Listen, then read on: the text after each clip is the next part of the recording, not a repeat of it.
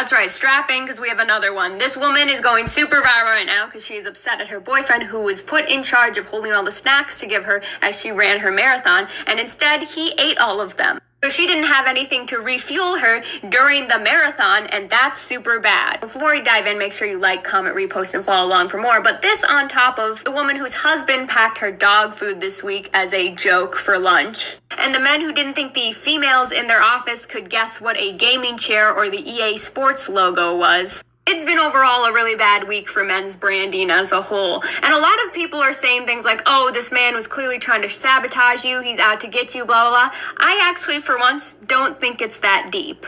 When you look at the behavior of the men and the way they're treating the women in all three of these videos as a whole, including their partners, the obvious answer is way more simple than that. And it's just that men don't really like you, respect you, or think very highly of you. I don't believe this man ate that woman's food because he was trying to sabotage her marathon. I think that he just didn't care about her. I think that he wanted a snack and he just decided to eat it without thinking at all about his partner. And as someone who's dated these kinds of men in the past as well, you could simple it down to they just don't think, but usually because they also don't care that much about you. Quite often, all they think about is themselves, which is probably why they didn't really know any of the women's items when they did the challenge either. Because they're often just inherently selfish and self-centered, and that's why women couldn't possibly also know what power tools are. But please stop settling for men who do not care about you, because there are men out there who care about you. We have proof of this. I have proof of this in my real life. They exist out there. I've dated them, okay? Stop settling for these men who just openly disrespect you and think it's like a hilarious joke. What's the joke? That all these women are going hungry and unloved? Hilarious. I don't have any. What the fuck? Well said. Yeah, and I definitely agree with what she said about men's concern for women's needs and actually just understanding women as a general, as a whole. And we have an article about violence against women, so we can go ahead and discuss that. But I think it's just because of how the world is set up. It's a patriarchal world. We have toxic masculinity and the alpha male leading the pack, and they protrude these type of stereotypes or these type of actions against women. It is praised to disrespect and mistreat and cheat on and be on a woman than to actually love and care and nurture for a woman. For example, Sierra and Russell. That whole Sierra and Russell thing. Now, with the Sierra and Russell, there was a article that sat there and asked, would men date a woman like Sierra? Would they be a Russell? And majority of men said no. And when I read through the comments, the reason why is because supposedly she was washed up because she had a baby by Future, which is like considered like, boy in our community. So they was like, no, I wouldn't go after Future's fourth baby mama.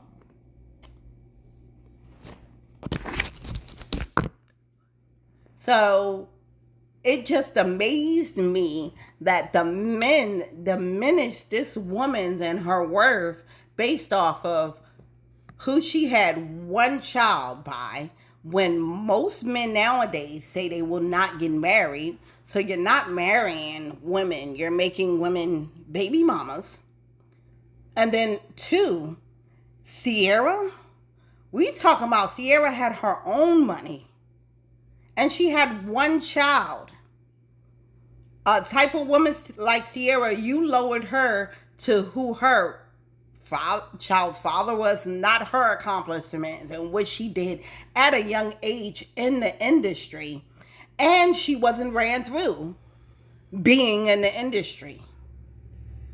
And because she fell for a man that lied and deceived her and impregnated her and left her, should she now be deemed undateable, single mother, disgracing nothing for the rest of her life?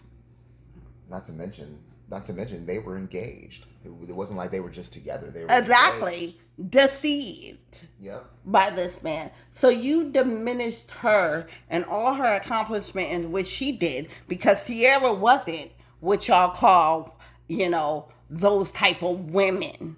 She wasn't that. And that's what we women are saying, how men in this patriarchal, toxic masculinity world see the value of women. And then it even goes to trans women and how they value women. And then it just goes down the line. So we're going to read the article about violence against women. And I think that, like she said, it's very simple. I think that is the reason why.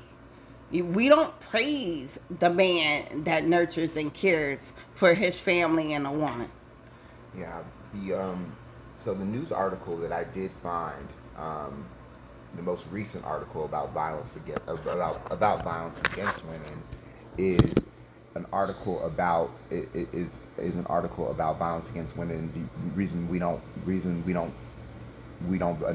don't value women, because you were talking about men not valuing women. Another reason is that these men, like a lot of the things aren't reported on on these news article.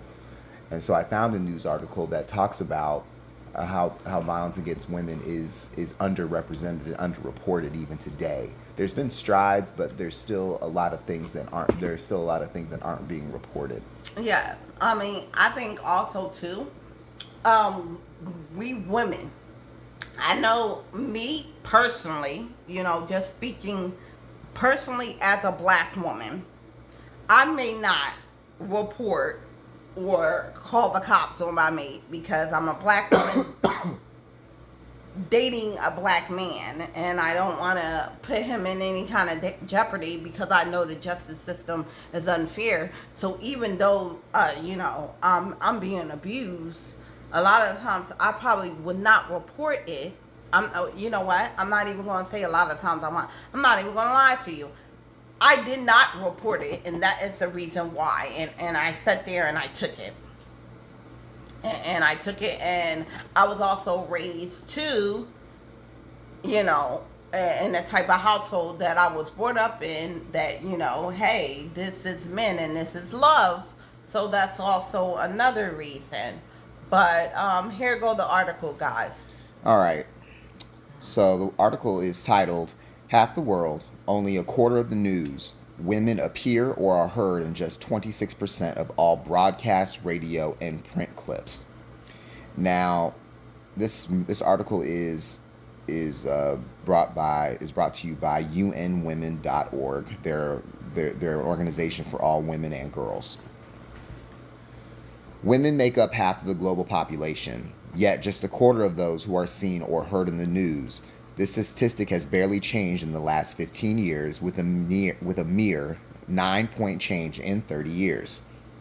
The latest edition of the Global Media Monitoring Project, produced by the International Communications Rights Organization, WACC, and supported by UN Women's Act to End Violence Against Women program, is the largest and longest-running research study on gender representation in media. This year's findings reveal that women account for just 26% of news subjects and sources, demonstrating a stark absence in broadcasting, radio, and print. The lack of representation is especially critical for young women and girls who do not find themselves represented in mainstream media. Equally alarming, gender-based violence barely makes the news. Despite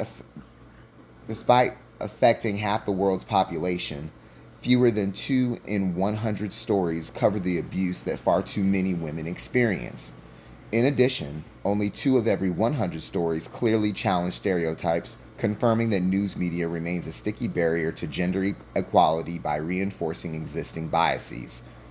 Journalism that counters gender stereotypes is now at its lowest level in 3 decades of GMMP monitoring, clear evidence that the growing global pushback against women and girls is undermining hard-won progress. That's because even certain violences against women aren't deemed bad, or they don't seem okay. It just seems warranted.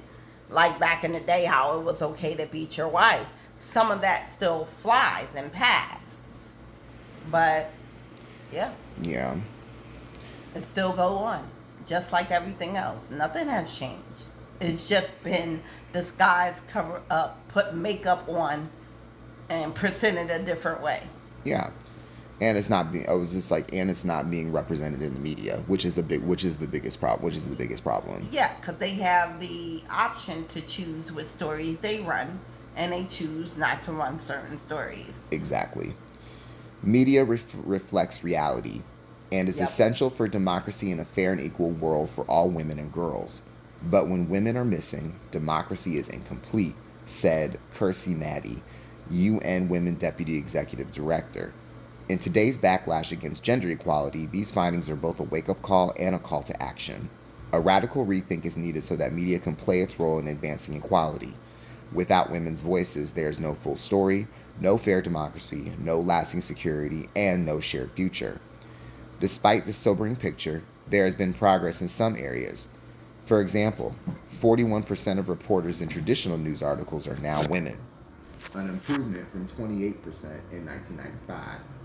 This is especially important because stories by women journalists are consistently more likely to include women subjects than stories by men, underlining the importance of parity in newsroom staffing as a pathway to more equal representation. The GMMP is a global accountability tool, said Sarah Macaria, GMMP expert group convener. 30 years of data revealed both the persistence of deep-rooted stereotypes and the need to radically change our strategies towards a more inclusive, representative journalism. In media, voices of authority are still male-dominated. Women are more often quoted as eyewitnesses giving personal accounts and not as subject matter experts despite their qualifications. The 2025 findings come at a landmark moment for gender equality as the world enters the final 5 years of the Sustainable Development Goals and marks Beijing plus 30 at the 80th UN General Assembly. The findings underscore an urgent truth. Backlash is real, progress is stalled, and accountability cannot wait. Women and girls deserve to see themselves represented in the media and to have their stories told. The responsibility now lies with governments, editors, platforms, and policymakers to make this equality real, said Kirstie Maddie, UN Women Deputy Executive Director. We will not back down until women's voices are heard in every newsroom and every story. And that's true, because look at the work field.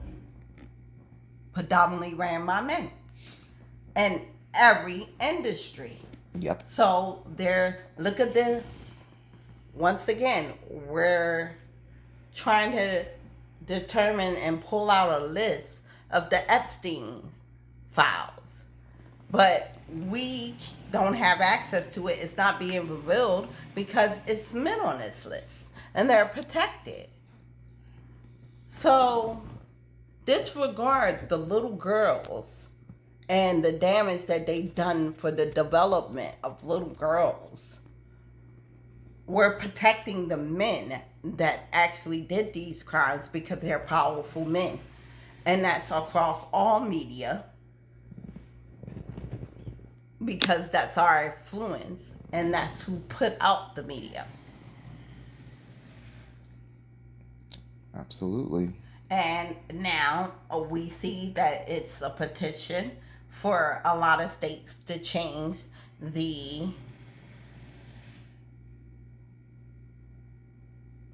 age to the legal acceptance age to 14 years old.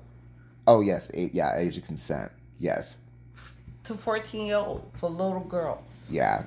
I forgot what state was doing that, but yeah. Now, we all know, as adults, at 14, our mind is not developed. And living in today's age, at 14, you cannot live and definitely survive on your own. So we're giving, once again, children consent to be with men, possibly because a lot of these states most likely just abolished abortion laws. 14-year-old girls having babies. To be honest, it just promotes more violence against women. Yes, it does. More violence, more control. Yeah. Because it's just like there's no reason to lower the age of consent to 14. Like, we're like regressing. We're going backwards. Yeah. And I don't know. I'm going to give you a little secret, men. I don't know if you realize that you do not have to do all this for women. You don't have to force them at a young age. You don't have to be abusive. You don't have to be aggressive. And you don't have to be forceful to get a woman. That is basically our job. That is what we look for. We go out and we make ourselves and we look for predominantly men to date. And all you got to do is be a stand-up guy and you will get a woman. You don't have to do all this. I don't know where, when, and where in history did it become men forcing themselves on women. And I feel like, once again, it goes back to what she said. It's the value. It's because how you value and how you see women. And because you see yourself as superior and powerful, and other men, you're competing against other men, you don't see the value of a woman and everything that she contributes to this world. Most of them, the reason they act like this mostly is because of the simple fact they're just trying. It was just like because of the men that they are around, the ones that you consider, your friends, your boys, your homie, whoever the hell it is. And most of the time, it's just like most of you don't even believe half the shit that you're talking about. You just doing it because most of the guys that you're around,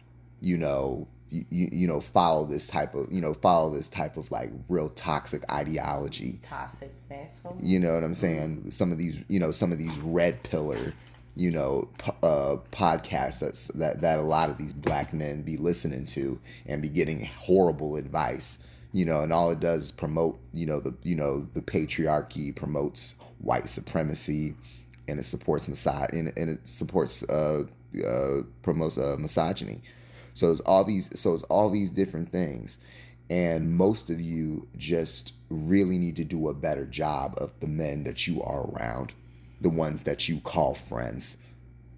And I ain't gonna lie to you, that's a lonely, it's like sometimes you're gonna be a little lonely, and that's all right. Yeah. But the thing about it is you know how to treat a woman.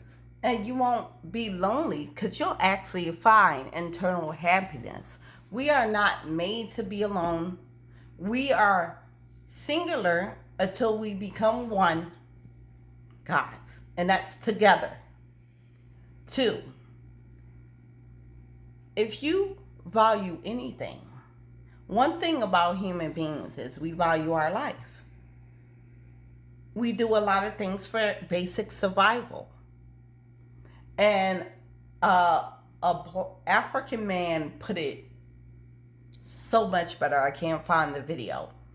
But a world without women is no world at all. And he broke it down. If women stop having children for a decade, that's 10 years, where the world will be. I get it. You feeling you're powerful and superior. But guys, without us, there is no you, there is no world.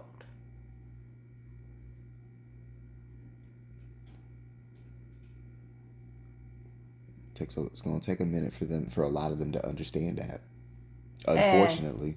And the way our bodies is set up, yeah, I know you're trying, but men can't have babies. No. No. I know you're trying. That's another way to undermine women. But real cute. No. Yeah, that's just... So if you value life, if you value the continuation of human being life, you will start to appreciate and respect and understand the value of women. And you'll start to contribute to the families, raising the children, and become one. Because this is not a singular trip.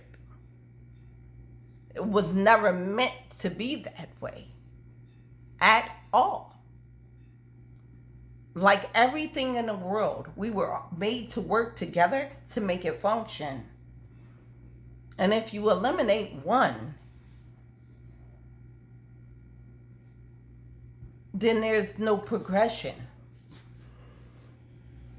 Everything's at a stalemate. Everything's stalled.